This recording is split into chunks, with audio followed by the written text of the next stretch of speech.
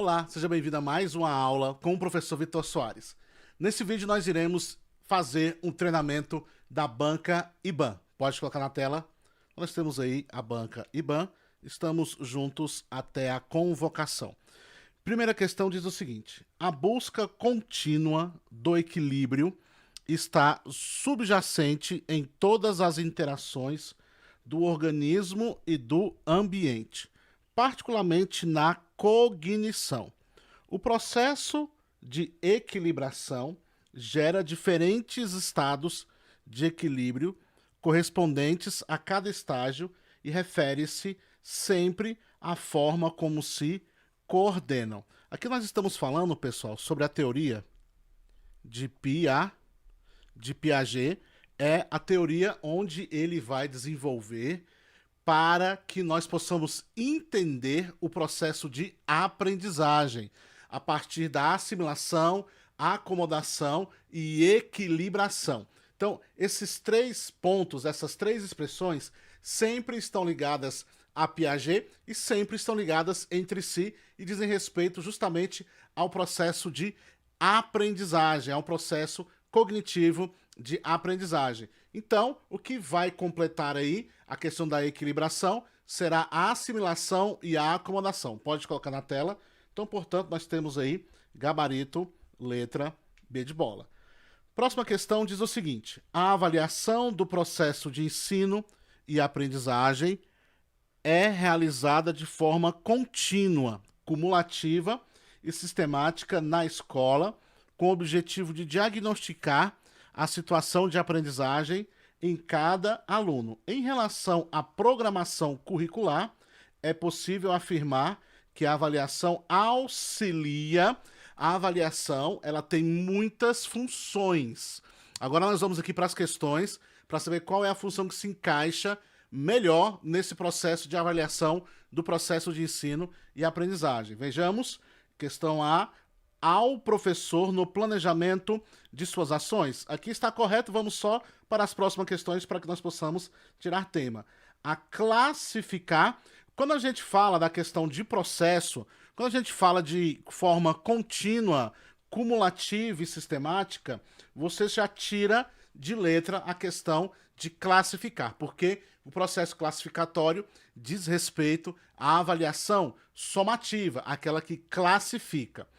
Aos responsáveis a perceber o quanto o aluno está estudando, apesar de se usar a avaliação para que os pais, os responsáveis, possam saber qual é o processo e onde o aluno está e em que processo ele está no desenvolvimento, a avaliação ela não tem essa função em si.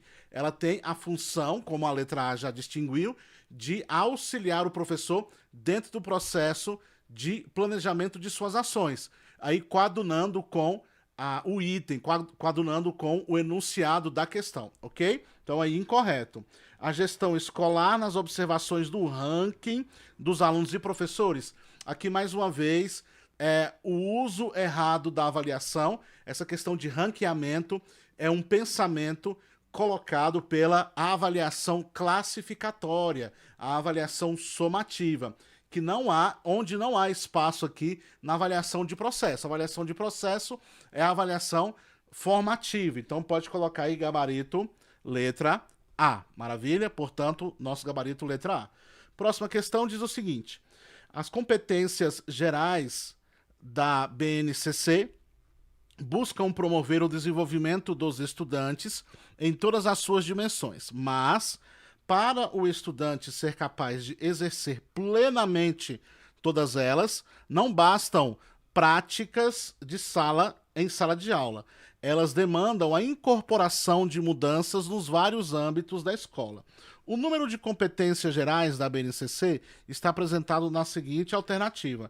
Pessoal, a gente não precisa nem pensar, são 10 competências gerais, ok? Portanto, nosso gabarito, letra B. Ok? Então lá apresentam 10 competências gerais, lembrando que essas competências gerais, elas começam o seu trabalho, começa a sua ação lá na educação infantil e vão terminar o seu desenvolvimento, o seu trabalho, as suas atividades, as atividades lá das competências gerais no ensino médio. Então elas abarcam da educação infantil ao ensino médio todas as etapas, fases e modalidades, ok? Importante frisar esse aspecto, e são 10. Próxima questão, pode colocar na tela, questão 4 diz o seguinte: alguns procedimentos de ensino e aprendizagem são individualizantes, entre eles o que consiste em fazer o aluno estudar um assunto a partir de um roteiro elaborado pelo professor. Este roteiro estabelece a extensão e a profundidade do estudo. O professor deve elaborar um roteiro contendo tarefas operatórias que mobilizem e dinamizem as operações cognitivas. O procedimento de ensino individualizante é descrito como... Aqui nós estamos falando, pessoal, do estudo dirigido, onde o professor irá desenvolver este roteiro contendo tarefas que vão operacionalizar o trabalho e dinamizar as operações cognitivas do estudante. Então nós estamos falando, coloquem na tela, do estudo dirigido, ok? Próxima questão diz o seguinte: existe uma prática educacional escolar que é um julgamento de valor sobre as manifestações relevantes, tendo em vista uma tomada de decisão. Quando o professor se utiliza dessa prática educacional escolar, ele está praticando... Aqui, pessoal, é importante a gente frisar que é uma fala de Cipriano Lucchesi, e parece que é uma fala tradicional, mas é uma fala que diz respeito ao conceito que ele dá sobre avaliação. Então é importante a gente frisar que Lucchesi traz este conceito de avaliação, que é um conceito muito importante, que muita gente pensa que é um tipo de situação, ou um tipo de expressão, ou uma frase, ou um pensamento tradicional. Mas não é um julgamento ou um pensamento tradicional, é um pensamento progressista na perspectiva do pensamento a respeito da avaliação, ok? Então aqui, Lucchesi está falando de avaliação, pode colocar na tela, gabarito, letra A. Próxima questão diz o seguinte: a sucessão de transformações que fazem passar da cultura vigente em uma cultura, em uma sociedade, conhecimentos, práticas, valores, etc., ao que dela se conserva nos objetivos e programas da escola, e a seguir ao que dela resta nos conteúdos efetivos do ensino e do trabalho escolar, e finalmente, dos melhor dos casos, ao que se constrói na mente de parte dos alunos, recebe o nome de transposição didática, ok? A transposição didática é a transformação daquilo que nós temos registrado como sendo cultural, como sendo os conhecimentos e as práticas, para que o estudante ele possa entender, e nós fazemos com que este conteúdo possa ser trabalhado, escolarizado, vamos dizer assim, para que esse conhecimento possa ser escolarizado e ser desenvolvido dentro da mente de qualquer estudante a despeito da idade. Nós estamos falando de transposição didática, perfeito? Próxima questão, coloca na tela para mim. Próxima questão diz o seguinte: considerada uma das leis mais avançadas do mundo, o Estatuto da Criança e do Adolescente ECA completou 27 anos no dia 31 de julho, logicamente, de 2017. Desde o início de sua vigência, trouxe as bases para a construção das políticas públicas que hoje são voltadas ao atendimento de 55 milhões e meio de pessoas, o que corresponde a 27,3% da população brasileira. Segundo os dados do IBGE, de acordo com o ECA, são consideradas crianças e adolescentes, respectivamente, as pessoas com a seguinte idade. Vamos lá, pessoal. Criança, nós temos 12 anos, importante frisar, incompletos. Professor, o que significa 12 anos incompletos? 12 anos incompletos é quando a criança está no ano em que ela completa 12 anos, mas ela ainda não completou 12 anos. Então, suponhamos que a criança vai fazer 12 anos em 2023. Se ela faz 12 anos em 2023, de acordo com o Estatuto da Criança e do Adolescente, ela tem 12 anos incompletos, ou seja, ela está no ano de completar 12 anos, ainda é considerado criança. Adolescente. Adolescente entre 12 e 18 anos. Tá certo? Lá não coloca completo ou incompleto. Coloca simplesmente entre 12 e 18 anos. Perfeito? Então nós temos aí, vamos colocar na tela, por favor. Nós temos, portanto, o nosso gabarito, letra B de bola. Maravilha? Então é sempre importante frisarmos, na sua prova você não pode deixar de lado a questão dos 12 anos incompletos. Um outro ponto importante, tome cuidado com a questão dos 21 anos, porque a questão dos 21 anos diz respeito a outras questões que são jurídicas e não diz respeito exatamente ao entendimento do que vem a ser adolescente pelo ECA. Maravilha? O adolescente para o ECA até 18 anos e os casos excepcionais até 21 diz respeito a questões jurídicas, ok? Não ao entendimento do que vem a ser um adolescente. Perfeito? Cuidado com essa questão, porque essa questão ela pode, por exemplo, a letra A coloca na tela aqui pra gente. A letra A coloca justamente isso, ó. Entre 12 e 21 anos é um distrator pra gente, às vezes, porque a gente faz a leitura lá do Estatuto da Criança e do Adolescente e vê o caso excepcional, e aí se a gente não se ligar, a gente pode colocar aqui 21 anos, ok?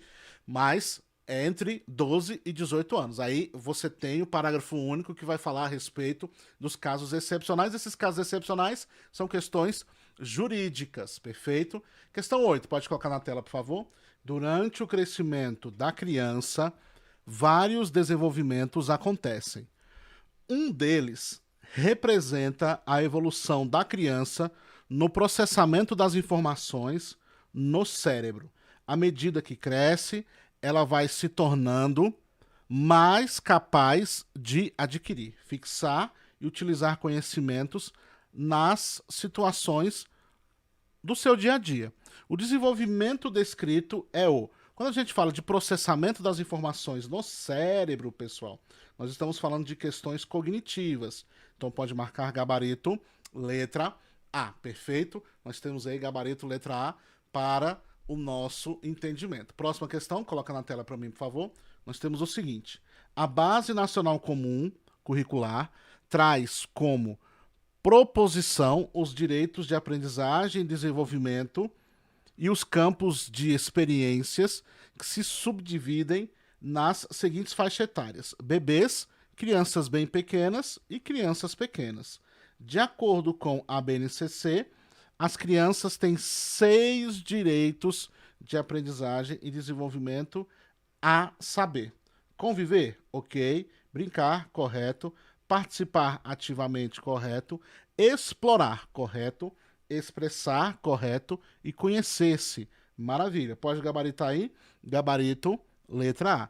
Como aqui, pessoal, é letra da lei, a gente não precisa ir nas outras questões, porque a letra A já responde o que o item solicitou. Perfeito? Próxima questão, pode colocar na tela. Questão 10. Aquilo que um menino ou uma menina sabe fazer em determinado momento depende de múltiplos fatores. Em termos gerais, pode-se dizer que as capacidades atuais de uma criança estão definidas pela interação entre a maturação psicofísica e as possibilidades que lhe foram oferecidas pelo contexto nesse momento. Assim sendo, os traços gerais da evolução da criança durante a etapa da educação infantil são indicados em 3 áreas do desenvolvimento. Aqui, pessoal, é muito importante nós lembrarmos de Henri Vallon. Henri Vallon, coloca em evidência a perspectiva afetiva. Então nós temos duas que já conhecemos, que é a motora e a cognitiva, falta apenas a afetiva. Lembrando que estamos falando também de educação infantil. E educação infantil, uma das questões muito importantes para a criança desenvolver é a questão afetiva. Então pode colocar na tela aí, gabarito, letra D, motora, cognitiva e afetiva. Perfeito, pessoal? Então nós temos aí este exercício que nós fizemos com 10 questões a respeito da banca IBAN, esse simulado que nós fizemos para ajudar aí nos seus estudos. Coloca na tela aí pra gente o gabarito. Então você pode printar quantas vezes você quiser o gabarito, pode voltar aqui em mim. Então eu quero agradecer a cada um de vocês. Forte abraço, até o próximo vídeo. Tchau, tchau.